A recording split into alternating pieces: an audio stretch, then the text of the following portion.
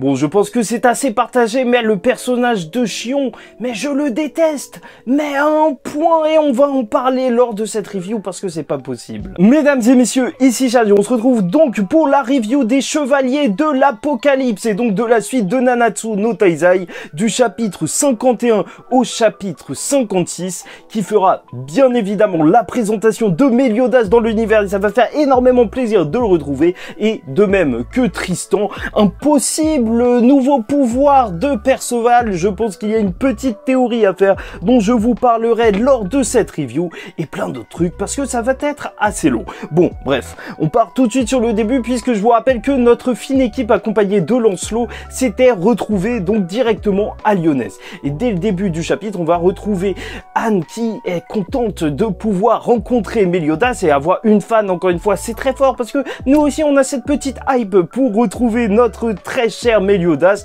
et tu vas voir si, non, enfin Lancelot, ouais, c'est toujours assez compliqué maintenant de l'appeler Lancelot, qui va aller voir les gardes pour justement aller voir directement Meliodas, et il est pas là pour le moment, mais déjà ça fait plaisir de voir justement un personnage comme à l'ancienne en fait, comme Meliodas et compagnie lors de Nanatsu no Taizai, un personnage avoir une certaine aura. Là, Lancelot, tu sens que quand même il est respecté au sein du royaume de Lyonesse, et que voilà, tout le monde le connaît, ça fait plaisir, tu vois, il est fort et il est reconnu comme tel. Mais c'est Perceval qui va se perdre un petit peu dans la ville et rencontrer Hendriksen et Dreyfus qu'il va soigner. Et d'ailleurs, je sais pas, je les trouve marrants ensemble, les deux traîtres entre guillemets, enfin sans vouloir être méchant envers eux quand même, c'est vrai, c'était pas leur faute, ils étaient possédés, blablabla bla.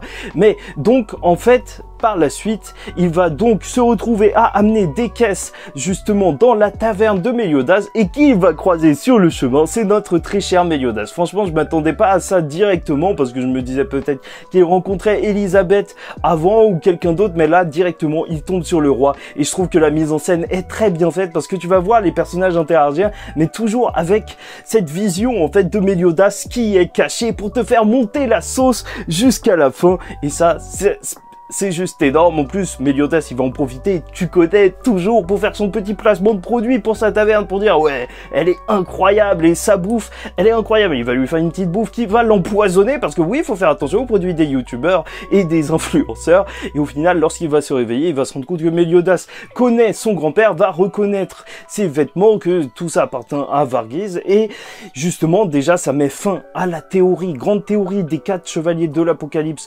qui traînait beaucoup sur Internet, en gros, qui disait que Perceval pouvait être la réincarnation de Meliodas parce qu'ils avaient le même signe d'Ouroboros, enfin tu vois le dragon qui se mord la queue, enfin c'est plus un serpent normalement, mais voilà, en fait tu vois bien que c'est deux personnages distincts, et il va apprendre que Meliodas est donc le roi de Lyonesse, et ça fait plaisir.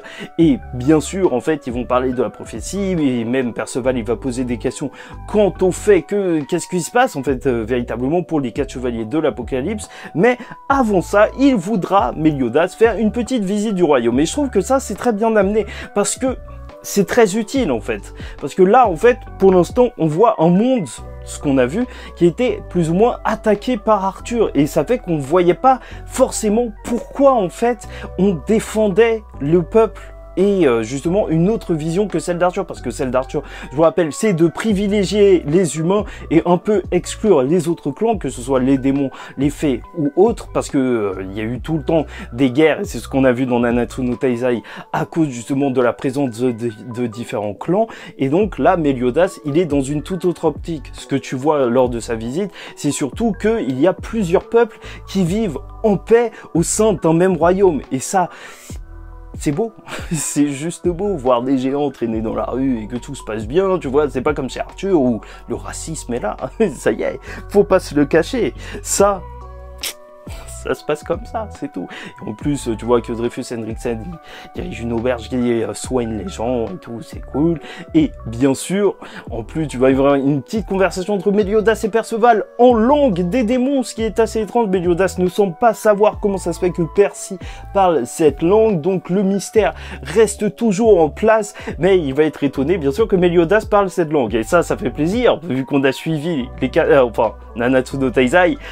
nous on connaît l'histoire de Méliodas, mais il va surtout lui dire que justement, s'il aime tout ce qu'il voit, alors en réalité, tout va disparaître. Et je trouve que c'est, encore une fois, très efficace de la part de Nakaba, je crois qu'il s'appelle comme ça, d'avoir mis les fonds noirs pour justement cette révélation et dire que Perceval en fait aura pour but de sauver tout ça en tant qu'un des 4 chevaliers de l'Apocalypse. Et bien sûr il va avoir un certain moment de doute parce qu'il se dit que jusque là en fait c'est grâce à ses amis et surtout à Lancelot qu'il en est arrivé là, et il ne sait pas s'il sera capable justement de gérer tout ça à lui seul, et il connaît même pas véritablement sa mission.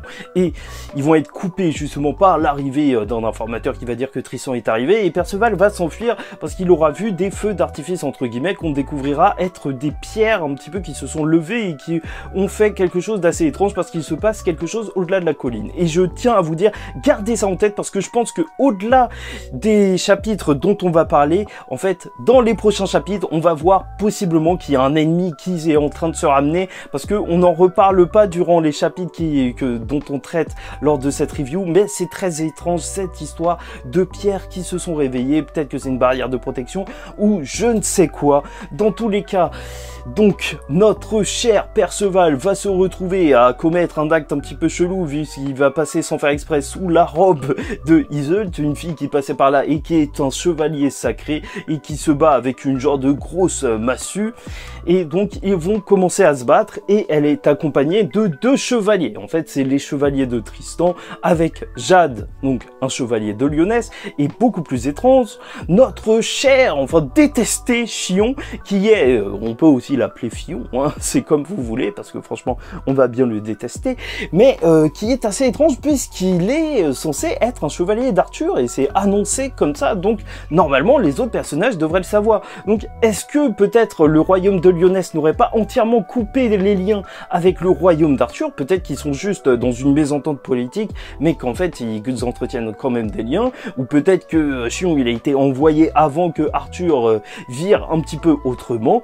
Peut-être bien, mais dans tous les cas, ça n'arrange pas son cas lorsqu'on va voir que, en fait, ça reste vraiment un gros traître. Puisque ce possible agent double d'Arthur, ou même si on aura une autre histoire sur lui, dans tous les cas, va lancer ses camarades pour une attaque sur Perceval, puisqu'il voit que, justement, il a le bout de la relique du cercueil, et il va directement utiliser la sylphe sur lui. Et ça, en fait, ça va amener à des chapitres, mais vraiment super frustrants. Je sais pas si vous avez ressenti la même chose, mais lorsque j'ai lu ces chapitres, je me disais, ah, c'est affreux, parce que Perceval, il peut jamais parler, alors qu'en fait, ils sont du même camp, et qu'il y a juste ce sale traître qui essaye de dire à ses camarades que c'est Perceval l'ennemi, et donc ils vont l'attaquer, que ce soit Iseult qui, justement, va se battre en faisant des explosions, et là, on peut se demander si, en fait, elle a pas un lien avec Jéricho, parce que c'est vrai que peut-être ça pourrait être sa fille, mais d'un autre côté, Jéricho, elle avait l'air encore amoureuse de Ban, et de toute façon, plus du côté de Lancelot, même si elle avait disparu, et que de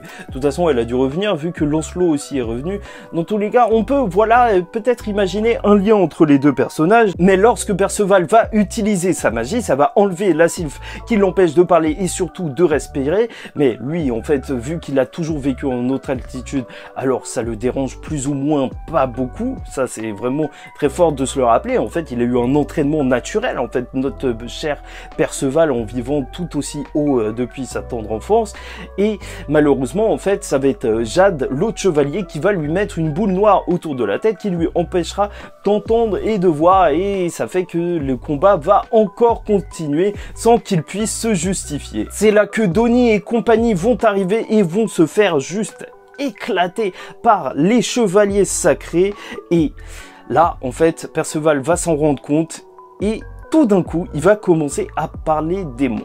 Et là je vous dis parler démons parce que encore une fois c'est la langue incompréhensible qu'il est en train de parler, mais j'ai essayé d'analyser, je vous mets les images à l'écran pour voir si c'est vraiment la langue des démons ou peut-être une autre langue.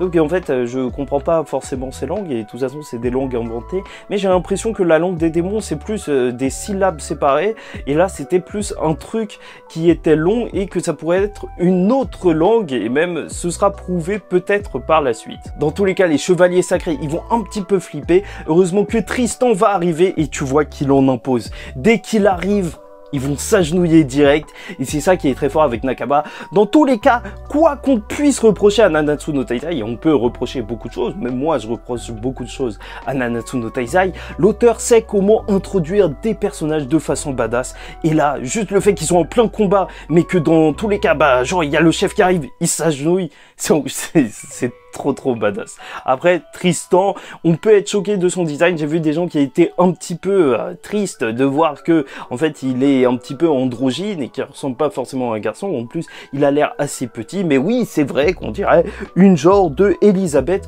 en petit. Dans tous les cas, il demandera de libérer les amis de Perceval qui sont sous les effets du sort de la sylve, donc qui manquent d'air et qui vont peut-être mourir. Sauf que Perceval, vu que justement il est entouré de cette boule noire, il n'entend rien et il croit qu'il a perdu ses amis et continuera de parler dans cette langue étrange et juste en touchant le bras de Shion sans faire exprès.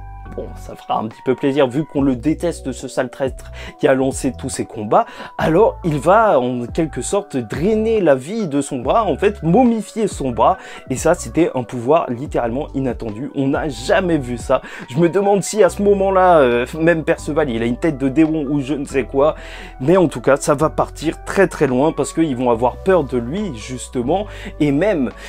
Tu vois, alors que notre cher Jade, le chevalier qui a mis cette boule noire autour de Perceval, il va penser à l'enlever, directement, tu vas voir Perceval qui a l'air d'être dans un mode berserk qui va foncer directement sur lui. La page, elle est super bien faite, je trouve, l'enchaînement entre les deux, parce que tu vas voir que d'un coup, il va arriver, il va attraper sa gorge, mais Tristan va lui à son tour arriver et protéger son camarade. Et ça va partir dans un mini combat entre les deux, et ça c'est incroyable, un combat entre deux chevaliers de l'apocalypse.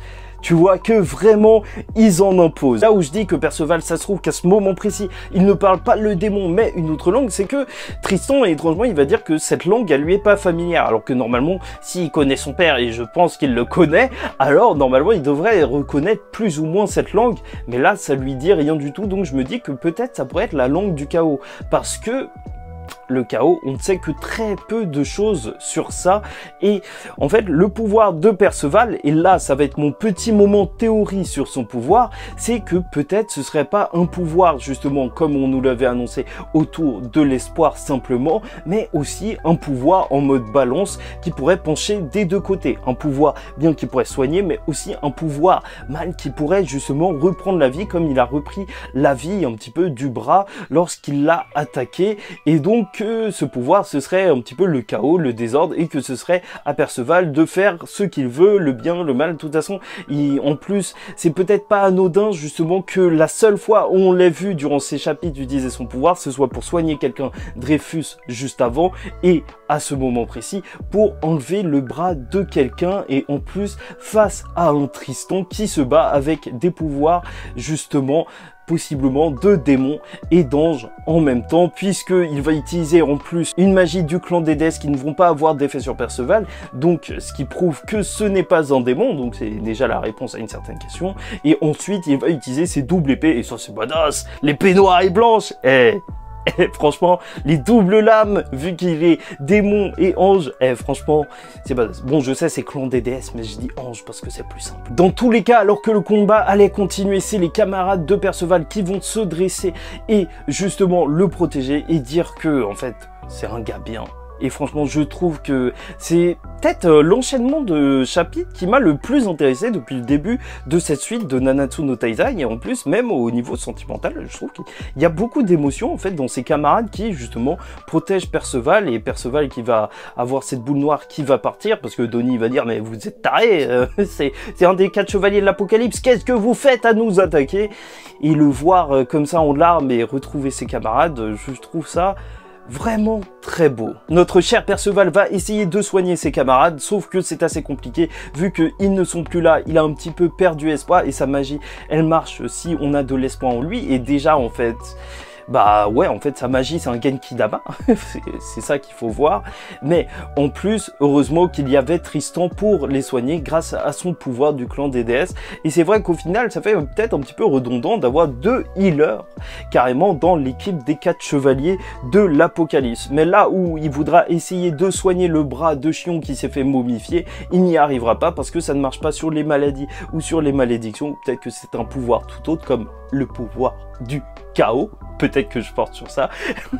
Mais c'est donc Perceval qui réussira à le soigner parce que s'il peut enlever un pouvoir, enfin s'il peut enlever la vie du bras, alors il se dit qu'il peut aussi le soigner. Je te le dis, hein, magie de balance, vie, mort, tu vois, un truc équilibre, chaos. Moi je pense vraiment que Perceval, on devrait beaucoup se méfier de lui. Et bon, j'ai passé sur le moment juste avant où il était en train de pleurer, le Shion, mais ça m'a fait plaisir quand il dit j'ai plus mon bras et tout, comment je vais être chevalier? Je me dis yes, vas-y, perds ton bras. Sois traître. Bon, bien sûr, suite à ça, on va avoir Tristan qui va demander à son équipe de s'excuser. Et ça, c'est énorme. Tu sens vraiment que c'est le chef. Et même si Perceval va accepter, bah, Donnie et tout, ils vont pas trop être contents. Et c'est normal. Je pense que, limite, en fait, avant le dernier chapitre, le 56, là, qui est sorti, je me disais qu'ils pourraient jamais faire d'alliance après ce qui venait d'arriver. Parce que ils ont vraiment essayé de les trucider. D'ailleurs, le petit doigt d'honneur de Donnie, ça m'a fait extrêmement plaisir parce que, franchement, je le vois directement dirigé sur Shion, mais c'est vrai qu'ils ont fait n'importe quoi ces chevaliers là. J'espère que Meliodas il va donner des fessées là. Là, c'est le roi que j'attends pour faire ça. D'ailleurs, Tristan va relever le fait que c'est bizarre que Shion justement ait attaqué Perceval et dit aux autres d'attaquer Perceval, alors que il était censé savoir que justement ce bout d'épée était passé à Perceval et qu'il allait arriver. Donc là, ça se confirme de plus en plus que c'est un traître. En plus, tu vois que Anne, elle a des suspicions. Enfin, elle voit quand quelqu'un ment, donc elle sait probablement que c'est un menteur. C'est pour ça que j'attends un gros flashback dans la suite des chapitres pour nous expliquer comment ça se fait qu'il est là et comment ça se fait qu'il y a un gros traître. Dans tous les cas, ce sera une fin de chapitre littéralement mythique puisque tu vas avoir cette poignée de main entre le chevalier de l'Apocalypse, Perceval, et Tristan, et surtout l'arrivée possiblement du 3e autre, ça c'est sûr, Lancelot, qui est annoncé, et franchement bah on était quasiment sûr, mais le 4e qui se serait enfui alors que Tristan l'a amené, c'est assez mystérieux. Mais dans tous les cas, vous vous rendez compte, ça a tellement avancé. Nanatsu no Taizai, la suite de Nanatsu no Taizai, enfin, les 4 chevaliers de l'Apocalypse, c'est ouf. Ça y est, on y est. Les 4 chevaliers de l'Apocalypse, ils vont bientôt être réunis. On les a enfin découverts. Et ça fait tellement plaisir parce que c'est vrai que l'intrigue, jusque-là, elle était plutôt, justement, elle mettait en place les éléments. Ça y est, on arrive vraiment au moment où ça va devenir beaucoup plus intéressant. On a enfin la révélation sur tout ça. C'est vrai que dans les mythes, Tristan et Iseult, normalement, ils sont mariés, donc voilà, j'ai oublié de vous le repréciser, mais voilà. Mais la suite des chapitres, mais ça me hype de ouf, mais clairement, revoir Lancelot se battre, et même découvrir le 4e chevalier de l'Apocalypse, ça va être très bon. Très bon. Je me demande s'ils vont faire tous équipe, parce que s'ils ont chacun leur sbire, ça va faire un petit peu beaucoup. J'aimerais bien les voir séparés, mais peut-être dans certaines missions ensemble. Mais ça va être incroyable. Franchement, les 4 chevaliers de l'Apocalypse, là on y est, bientôt. On pourra vraiment dire qu'on suit les 4 chevaliers de l'Apocalypse et pas juste la suite de Nanatsu no Taizai. Après, il reste aussi le problème de comment éloigner Meliodas de toute cette intrigue et de où se trouve Elisabeth. Parce que même s'ils en parlent, ils l'évoquent assez rapidement en disant que oui, Elisabeth, peut-être qu'elle peut soigner quelqu'un, blablabla. Bah, c'est assez étrange qu'on ne l'ait pas vu directement, donc ça m'étonnerait même pas qu'elle soit victime d'une maladie ou un truc comme ça. C'est son truc à Elisabeth, hein, malédiction et tout. Donc on verra ça dans les prochains chapitres. Dans tous les cas, c'était un plaisir de vous faire cette vidéo. J'espère que vous avez apprécié aussi. N'hésitez pas à liker ou disliker la vidéo si ça vous a pas plu. Commentez, donnez-moi votre avis en commentaire. Et à tout le monde, faites très attention à vous. On se retrouve très vite pour la suite de Nanatsu no Taizai, les 4 chevaliers de l'Apocalypse et d'autres chapitres énormes.